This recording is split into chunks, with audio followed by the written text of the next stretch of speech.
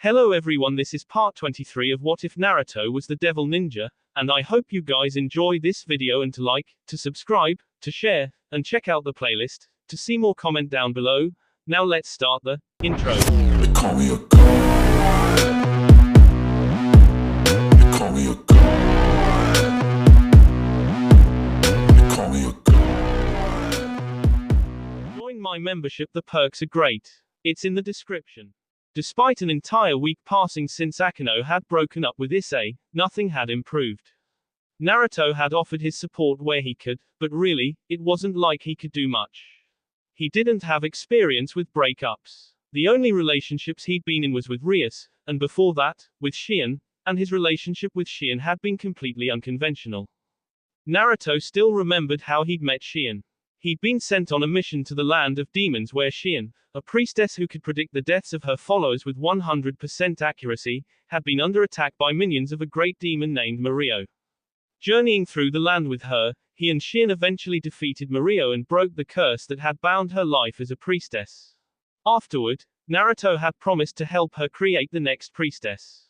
From that moment, their relationship had changed. Shien had taken great pains to keep in touch, and Naruto, eager to remain friends, had constantly written back. When the day had come that Shien needed to create a new priestess, Naruto had been sent back to the land of demons, where an eager Shien had been waiting for him. He hadn't realized what creating a priestess entailed until that moment. Perhaps he should have, but Naruto had always assumed that creating a new priestess involved some kind of ritual in which Shien gave her powers to another person.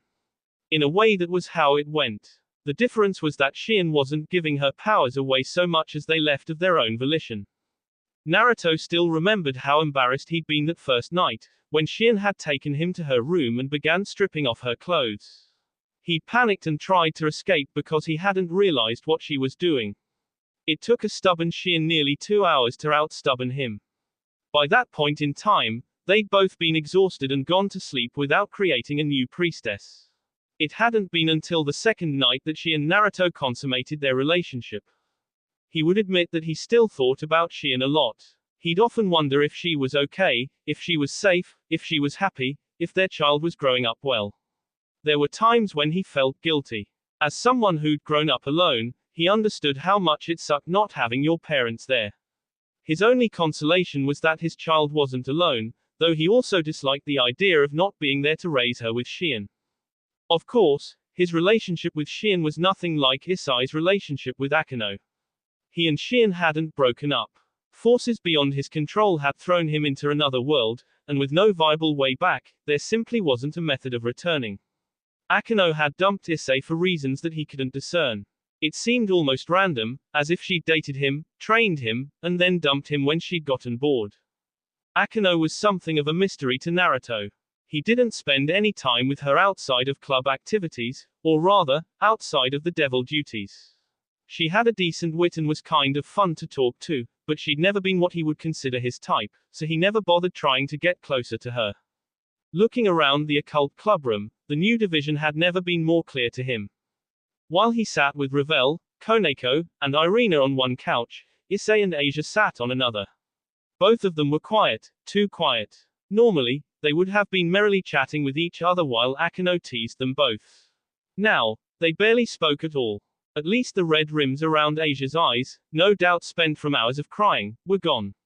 Even though he wasn't that close to her, it still hurt to see such a kind girl look so heartbroken. Standing several meters away was Akeno. She remained apart from everyone, separated by an invisible boundary.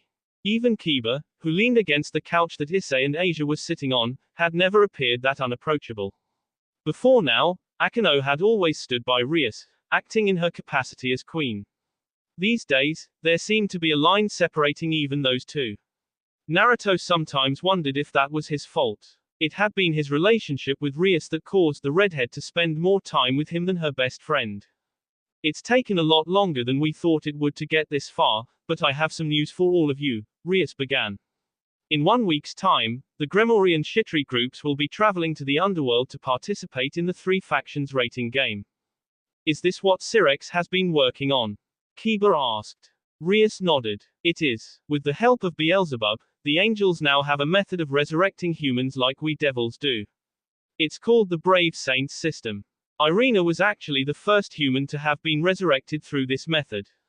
Everyone looked over at Irina, who, realizing that she was the center of attention, turned cherry red. I didn't know that you had been resurrected as an angel, Naruto said. Ah, that's just because it never came up in our conversations, Irina admitted. I'm sorry for not telling you. It's fine. I'm not upset, just surprised. Naruto paused. Was your friend offered the same opportunity? She was, but, Irina, smiling sadly, shrugged. As you know, she didn't take it. Irina had a friend, Zenevia, who'd been her partner during the incident with Kokobile.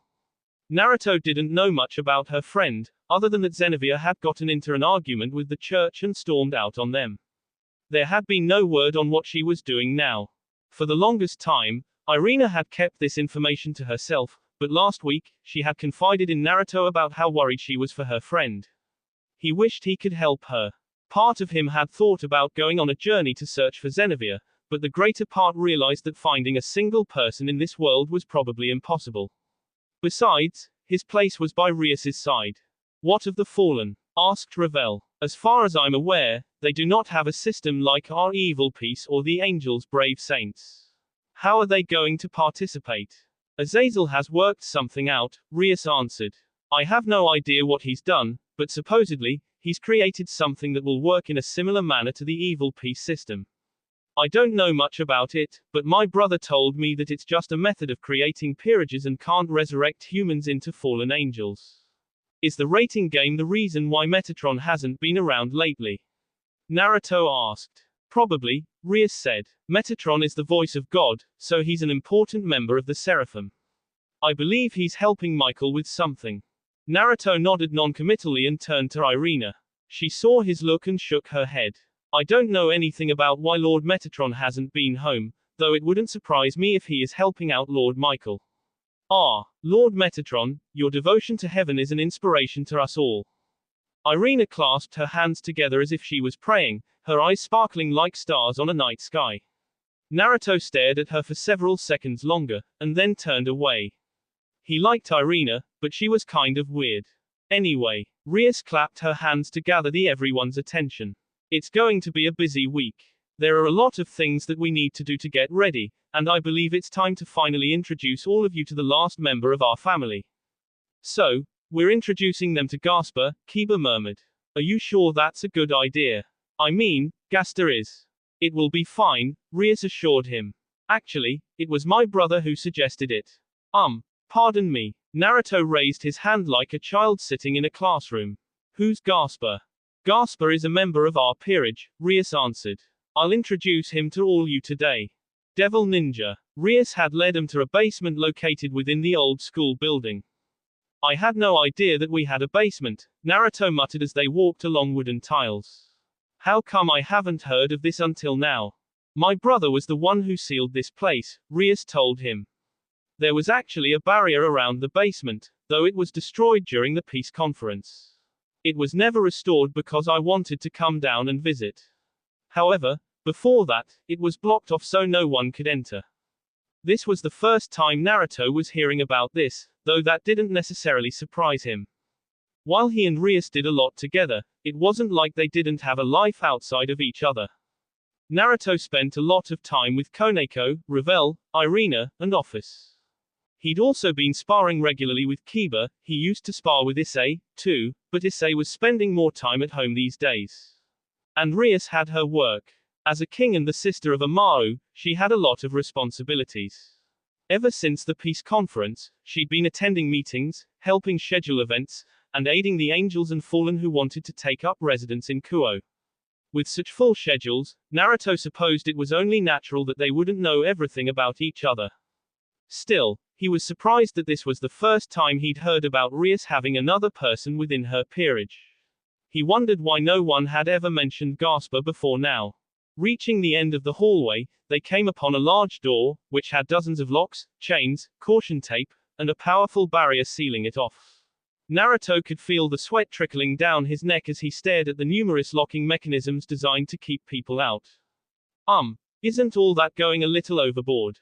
Irina asked. No, Koneko said. If you knew Gasper, you'd realize that all of this is necessary. Naruto and Irina looked at each other, their thoughts mirrored in the other's expression. Was Gasper really so dangerous that they needed to lock him away? Rias began the laborious process of removing the caution tape, chains, locks, and barrier. Naruto really had to wonder, did Rias do this every time she visited Gasper? It seemed like such a hassle. When the last barrier had finally been removed, Rias opened the door and stepped in.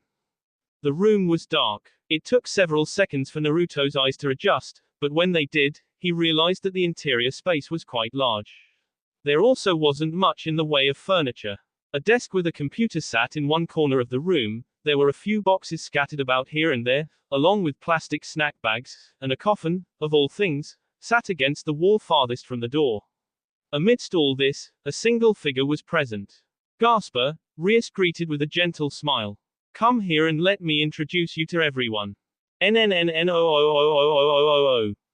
There's too many people. Revel and Irina stumbled back as the figure shrieked. Naruto caught them both in his arms. While he let go of Irina, whose flushed cheeks made him think she was uncomfortable being in close proximity with him, he kept an arm wrapped around Revel. Rias flinched. Gasper, please come out.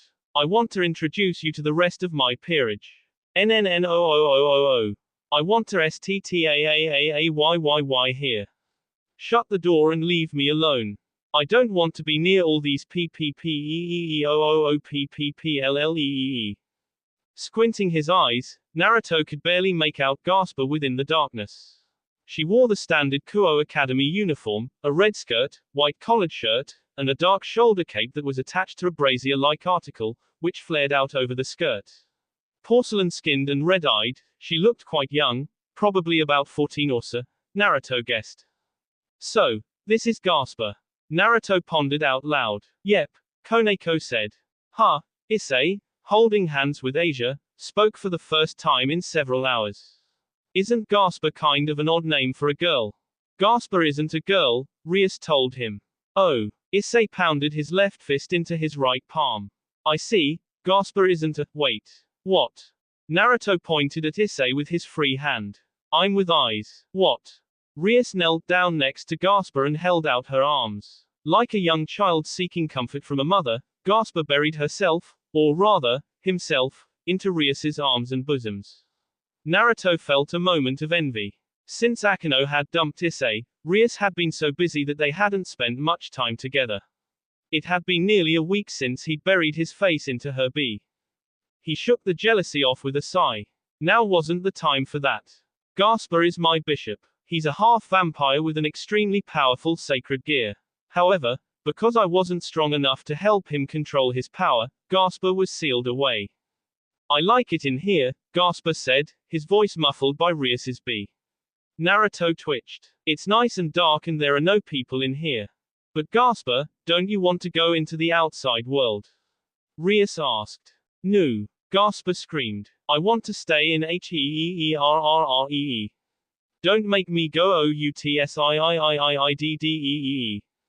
Devil Ninja. The group left Gasper Vladdy, who refused to go outside, despite Rias's attempts to convince him. A disheartened Rias had left several minutes ago for another meeting. Akeno had gone with her, though she'd looked quite reluctant. Naruto wondered if Rias had been talking to Akeno about what happened with Issei.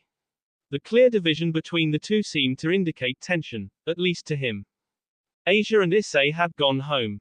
Naruto didn't blame them. Kiba was still there, though he looked like a fifth wheel, sitting alone on the opposite couch while he, Irina, Koneko, and Revel all sat on the same couch. So, that was Gasper, Naruto said as he tenderly stroked Koneko's ears. Have you two met him before now? Yeep, Koneko murmured with a purr. She seemed quite content to sit on his lap and be pampered. Revel looked annoyed. I've only met him once before, Kiba admitted. I'm sure you've noticed, but Gasper is a hikikomori. Hikikomori was a Japanese term. It was basically used to describe a person who was reclusive and didn't like social interactions in real life. Naruto wasn't very familiar with the term, but he'd learned about it thanks to the boatloads of anime that Rias had made him watch. He did seem pretty frightened of everyone, Irina added. Gasper is a half-vampire, Koneko said. Half-vampires have a history of being discriminated against by humans and other vampires. Discrimination. It seemed like no matter which world or dimension that he found himself in, there were always people who hated others for issues that were beyond their control.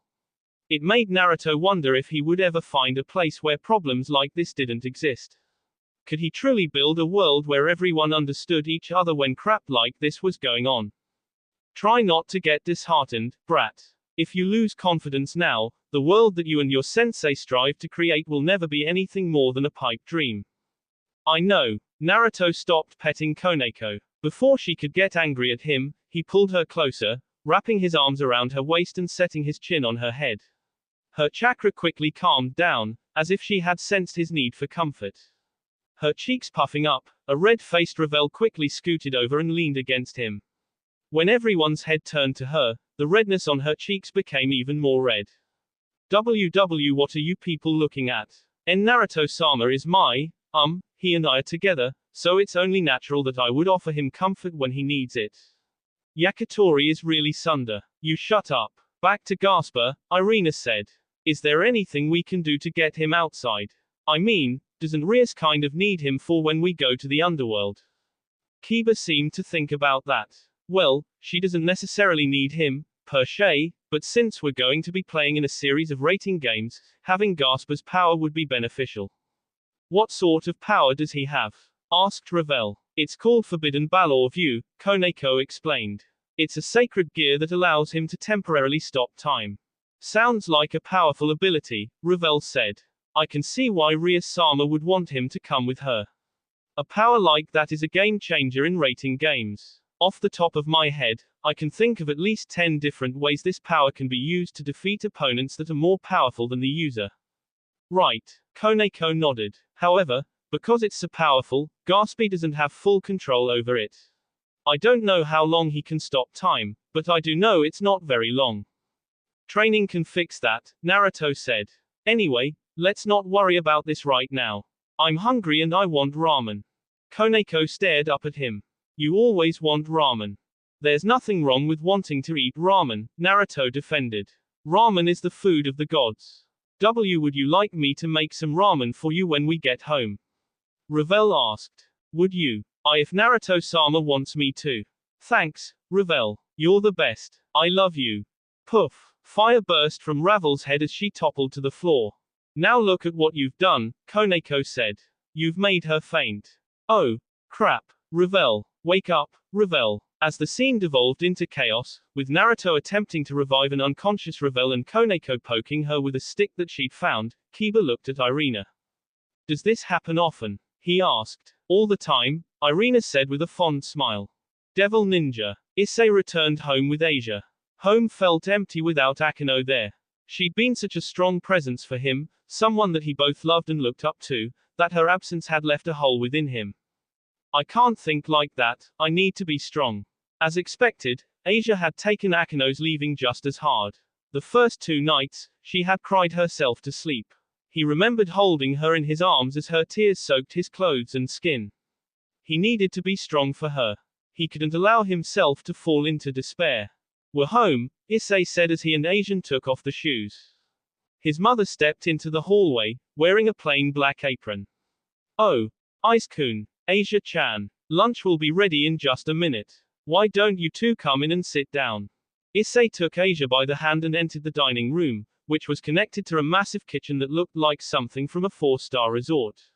He and Asia both blinked upon finding Rainare, sitting on the kitchen floor, her face, hair, and apron covered in a sticky white substance. What are you two looking at? Rainare asked with a snarl. I'm just hoping that stuff on you isn't what I think it is, Issei admitted. For your information, this is mayonnaise. Rainare scowled as she stood up. You Rainare-san? Asia started timidly, may I ask why?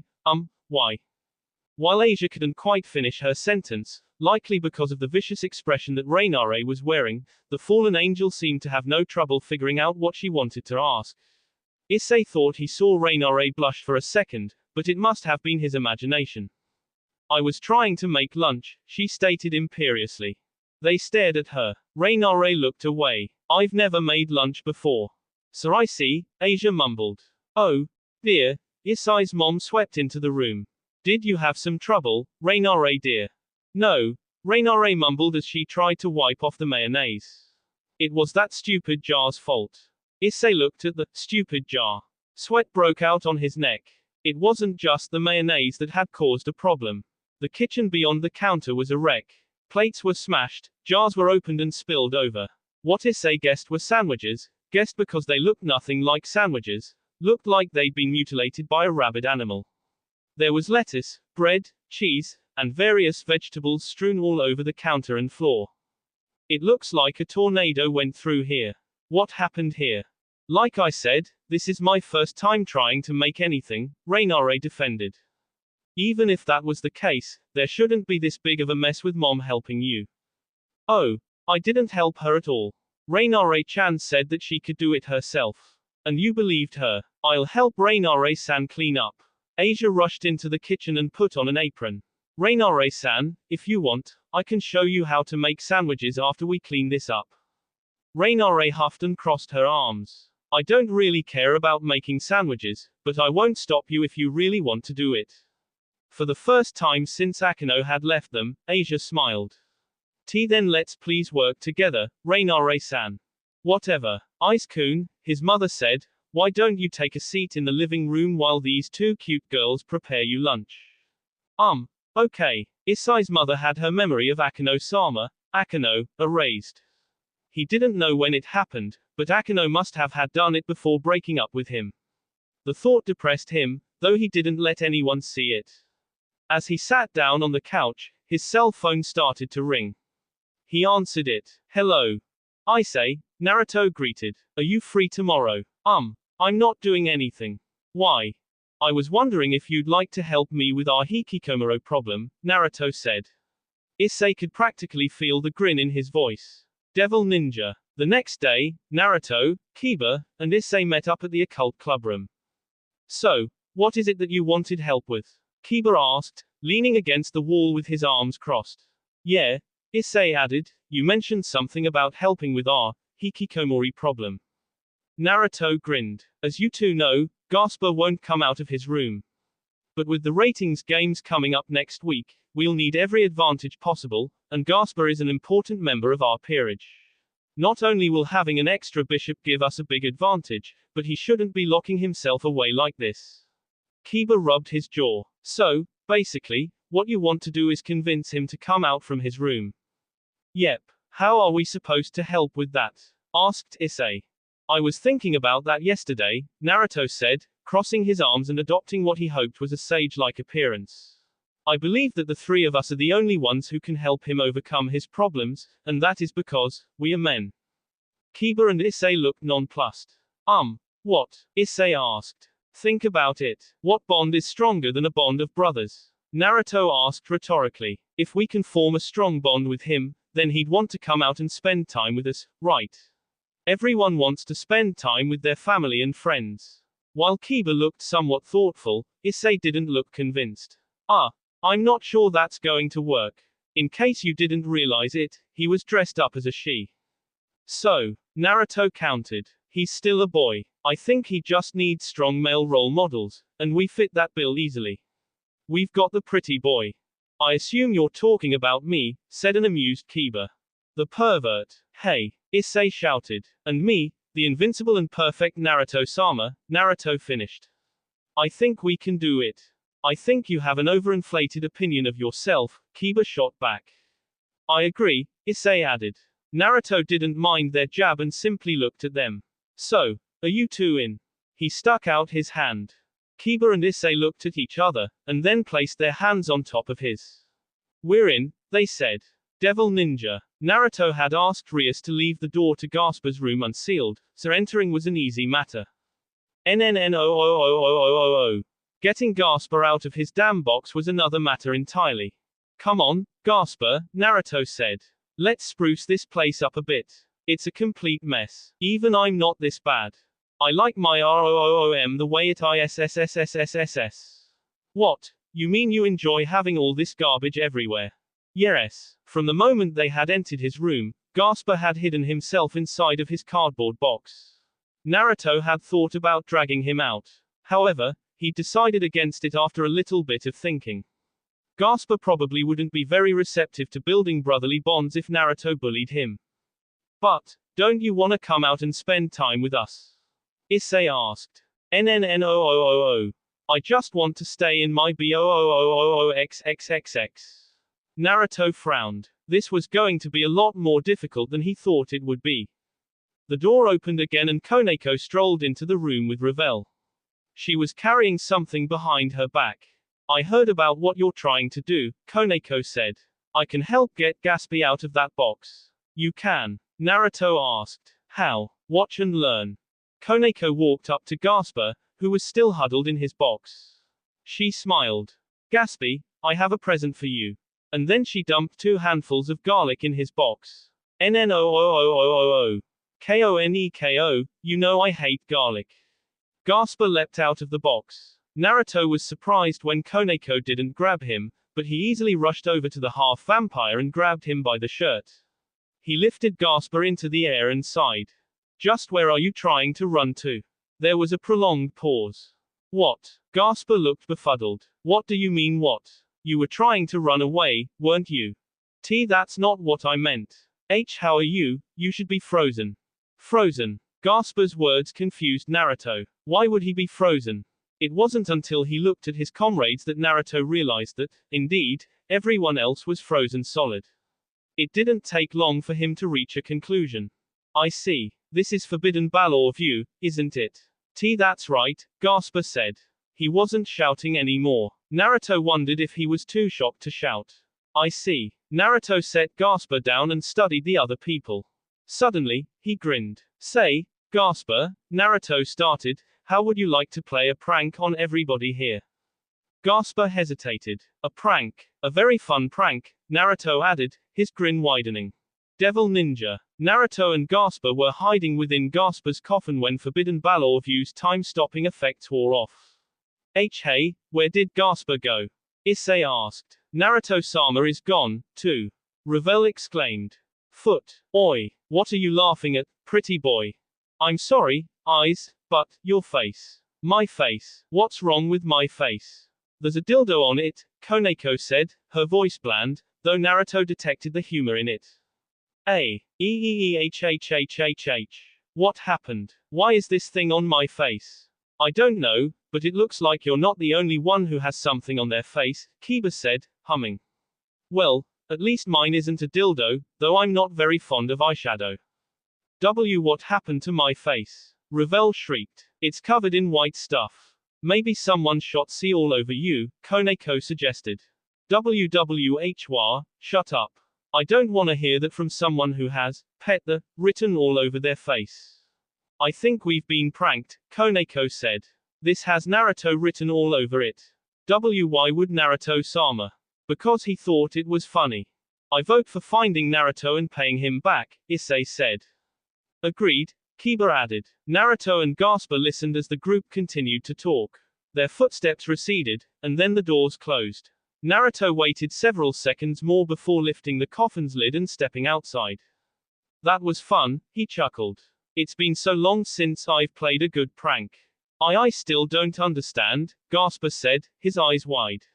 How are you able to move when I freeze time? I suspect it's because of how your powers work. Naruto cupped his chin and adopted a thoughtful pose. I'm guessing that Forbidden Balor View only works on opponents with a certain level of power. Basically, I'm simply so much more powerful than you that your sacred gear doesn't work on me. Oh, right. So now you don't have to be afraid of freezing me. Kneeling down until he was eye level with Gasper, Naruto offered the boy a grin. So how about it? Wanna go outside with me now? I don't know. Gasper hesitated. I don't like going outside. The outside is scary. You know, I heard about how half-vampires are discriminated against, Naruto said. I understand how you feel. When I was younger, everyone in my old home hated me because of something that happened to me when I was a baby.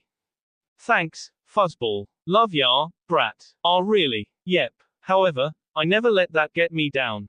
Even though I was hated, I kept working hard and eventually gained the acceptance of everyone. If you work hard, too, I'm sure that you can make something of yourself. Naruto stood up and held out his hand.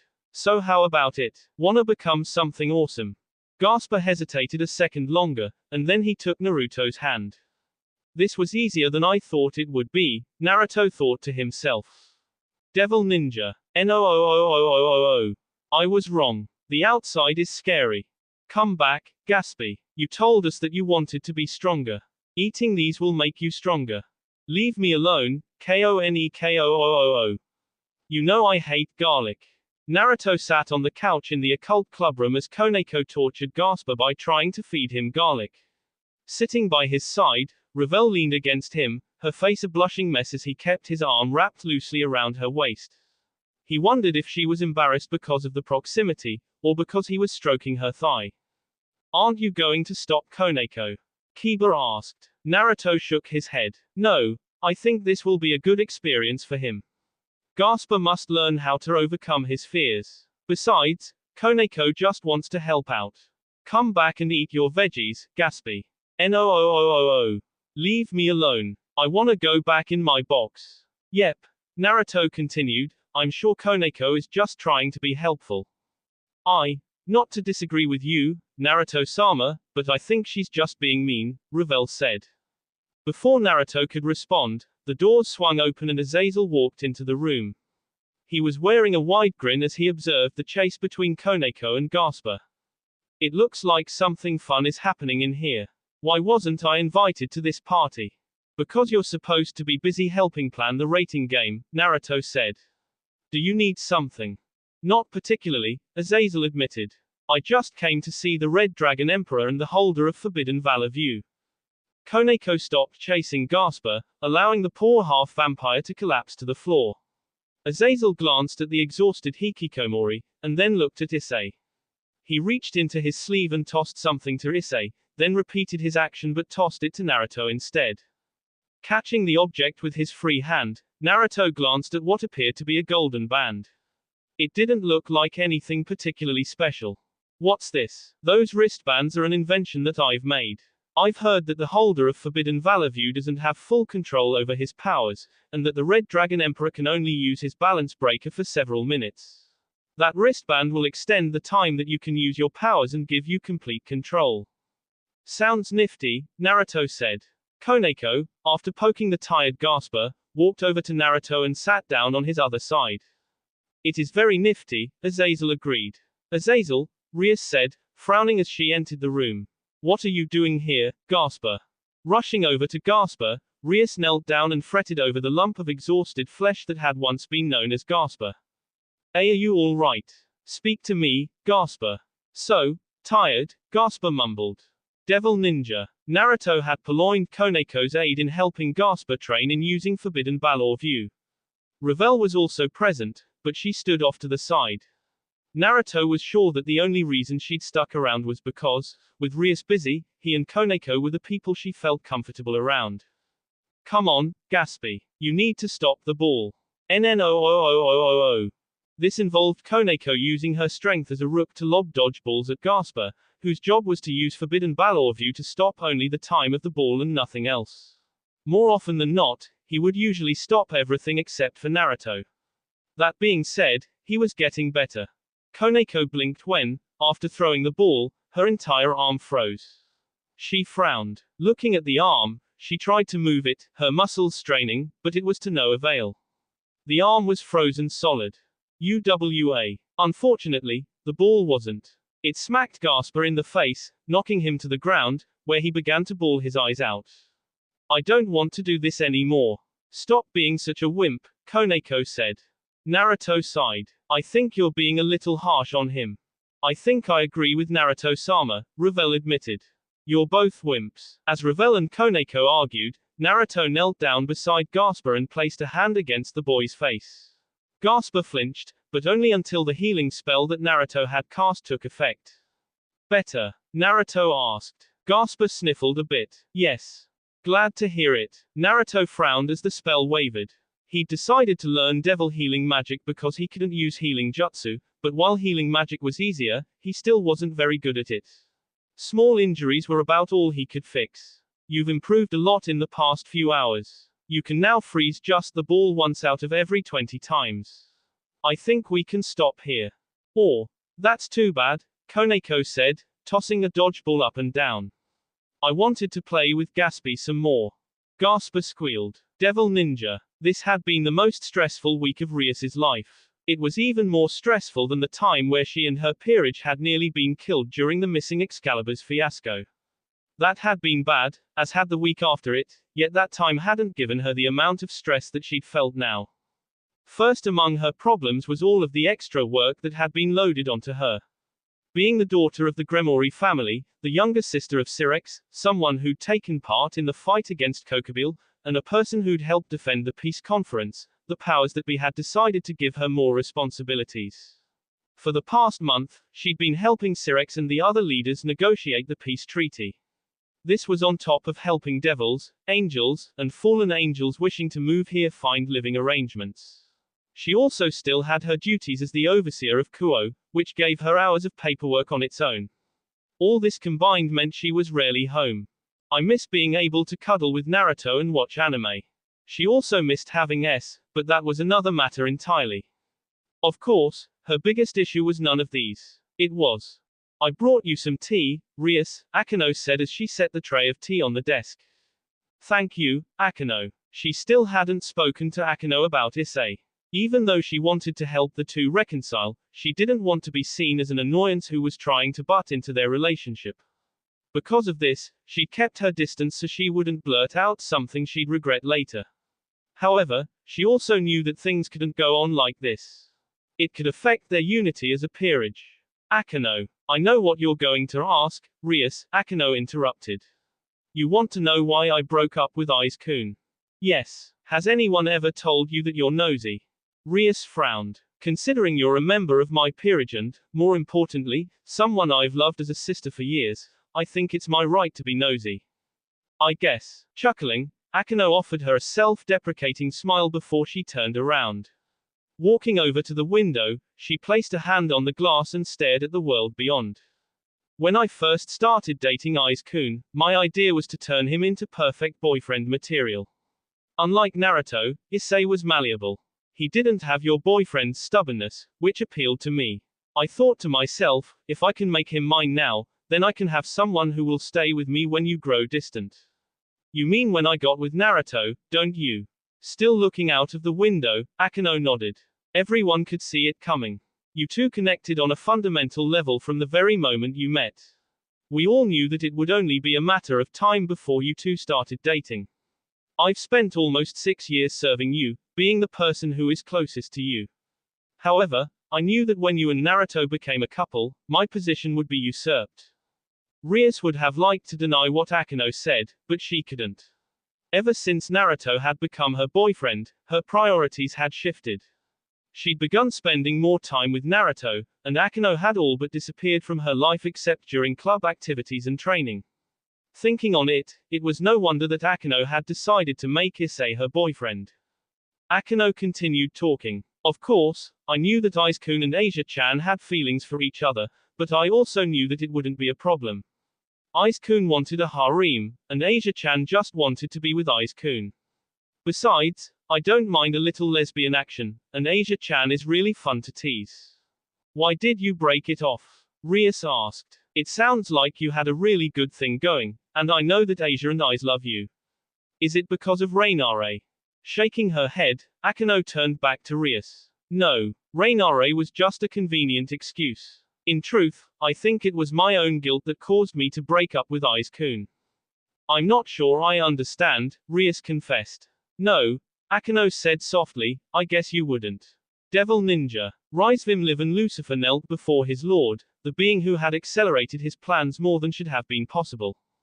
In any other circumstance, if this had been anyone else, he would not have shown such deference, not even to office. However, this was the Ani that would make his dreams come true.